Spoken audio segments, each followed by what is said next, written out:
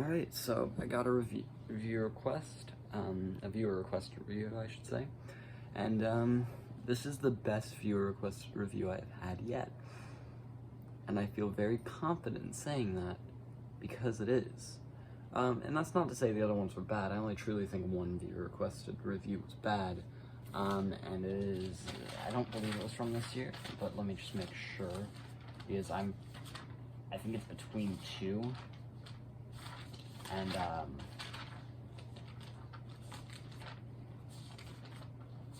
sorry, I'm not trying to take forever here, I'm just really, yeah, no. The only bad one I've had is that, fucking, oh my god. I can't think of the name. It made my worst albums list, so if you want to see it, go ahead. But, this is not bad. In fact, this is quite good. This is Ethel Cain's debut album, The Preacher's Daughter. And oh my god, there's not a bad track on this thing. While August Underground is a bit underwhelming, it's not bad. I don't hate it. In fact, I still enjoy it, most of it. There's just a couple of parts in that instrumental that are really not that fascinating. Also, this album is one of the best concept albums I've ever listened to, and I'll explain the concept real quick. It takes Ethel Cain, I'm supposed to say 1991, it takes Ethel Cain through this life that she's led. It's about her, a troubled relationship with religion, an old flame, her father, her kidnapping, and her murder. Alright. The intro Family Tree is more just setting the scene. Sorry, I'm reading off my notes because this is a great concept album. The Family Tree is more just a intro to where we are, what we're doing. American Teenager, however, is where we really start with the story.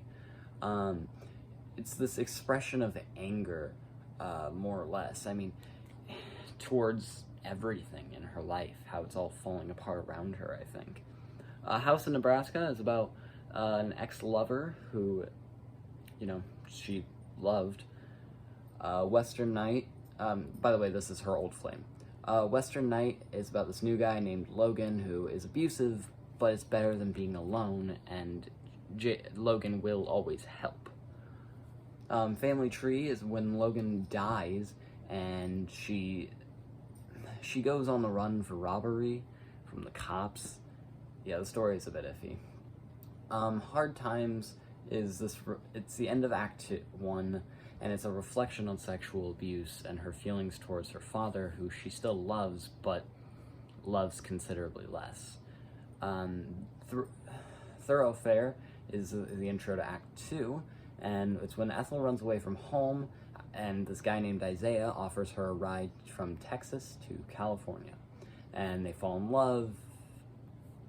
There's the story. Gibson Girl, Isaiah begins to pimp out Ethel to a strip club and just force feed her drugs, and she ends up losing her reality. Potamea is when she's under the influence, she hallucinates and confronts the darkness.